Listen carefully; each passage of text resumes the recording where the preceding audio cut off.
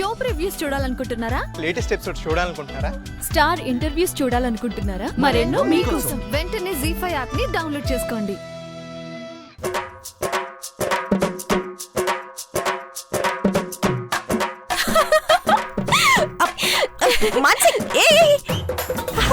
మాన్సి ఏమైంది? ఫౌండేషన్ పడింది సరియు. ఆ మజానే ఇది.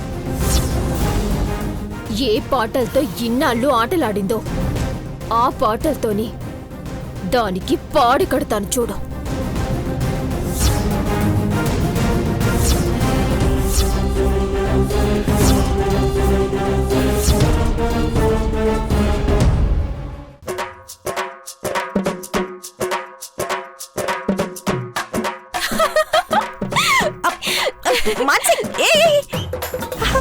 మాన్సి ఏమైంది? ఫౌండేషన్ పడింది సరియు. ఆ మజానే ఇది. ఏ పాటలతో ఇన్నాళ్ళు ఆటలాడిందో ఆ పాటలతోని దానికి పాడి కడతాను చూడు.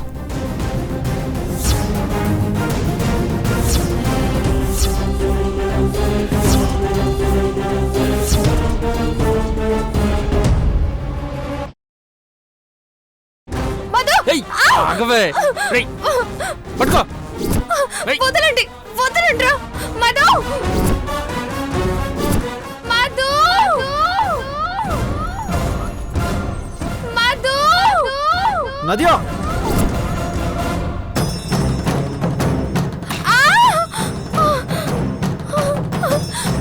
మధు, నదియా నదియా నీకేం కాలేదు కదా? నదియా నదియా ఏమైంది? నదియా చూడు.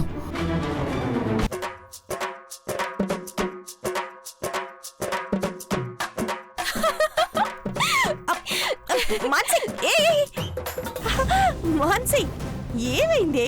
ఫౌండేషన్ పడింది సరియు. ఆ మజానే ఇది. ఏ పాటలతో ఇన్నాళ్ళు ఆటలాడిందో ఆ పాటలతోని దానికి పాడి కడతాను చూడు.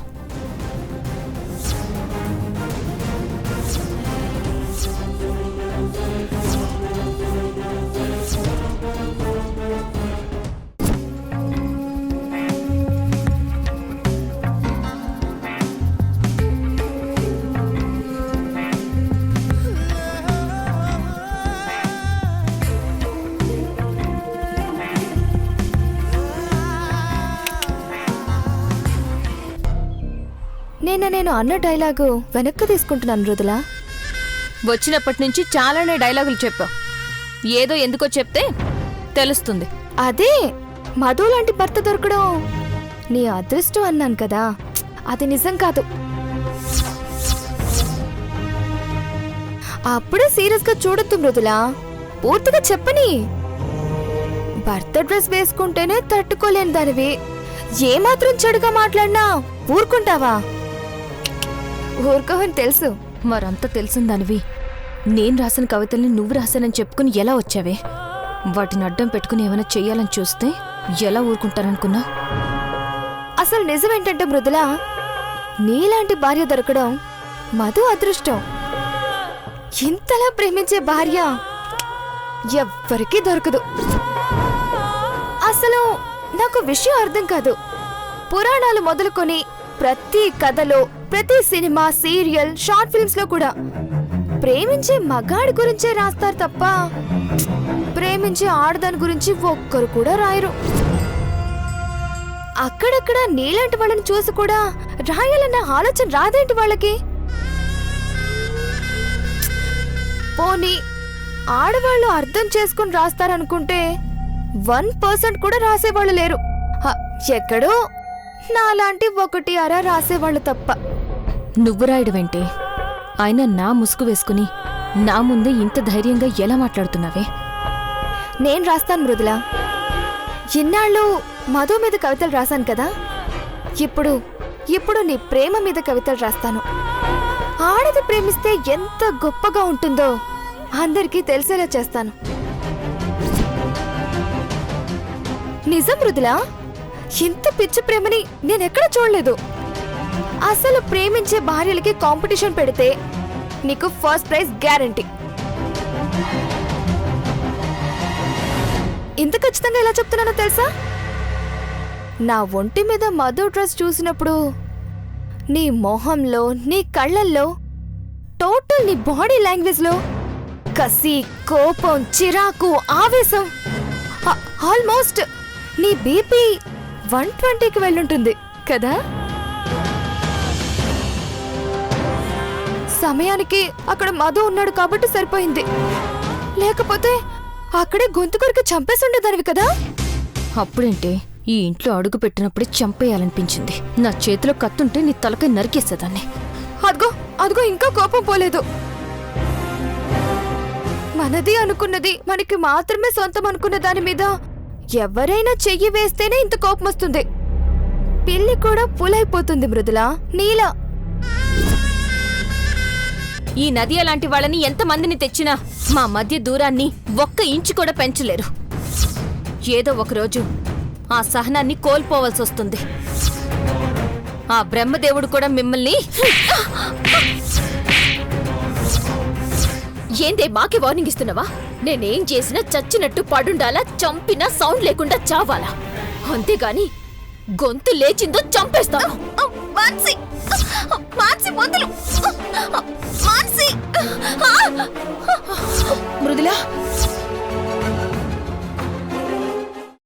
డాక్టర్ సుందరి,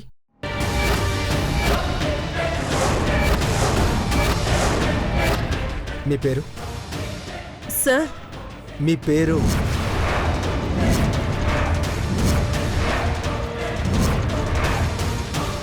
అదేంటి సార్ కొత్తగా అడుగుతున్నారు? నేను ఫోన్లో సుందరి అనగానే నువ్వు ఉలిక్కి పడతాను.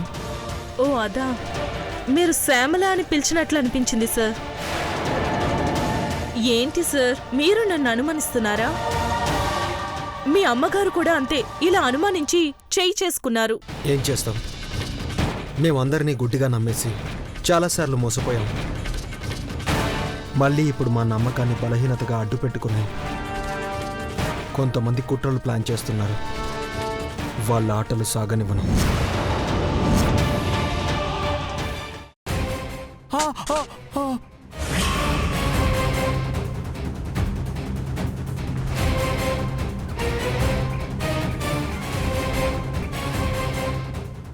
హలో, ఆగండి.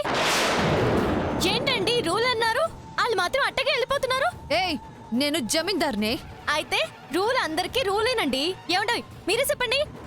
కాదంటే ఇక్కడే నేను రచ్చ చేసేస్తాను. సిచ్యువేషన్ డిమాండ్ చేస్తుంది. సారీ, దాంట్లో ఏముందో చూపించండి. దుర్గమ్మ, దుర్గమ్మ, దుర్గమ్మ, దుర్గమ్మ. అది చెప్పేదంటూ వినొచ్చు కదా ప్రియా. వదినా, దాని తప్పేం లేదంటుంది కదా. నమ్మేయాలా ప్రియా? నమ్మేయాలా? అంత వెరిదాల్లా కనిపిస్తున్నానా? ఎవరైనా తీయాలని, దాన్ని బయటికి తేవాలని తాళం బద్దలు కొడితే మీ నట్టింట్లో తల పగలు కొట్టుకుని చేస్తాను.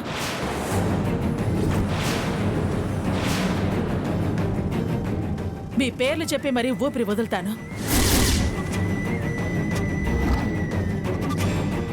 జీవితాంతం జైలు శిక్ష పడేలా చేస్తాను. జాగ్రత్త.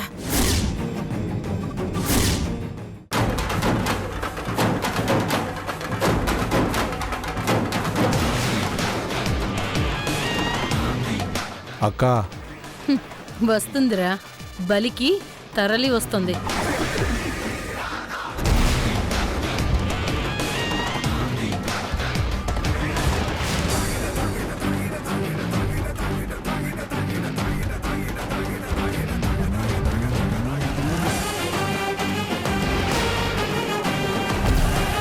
గీత, ఏమైంది గీత?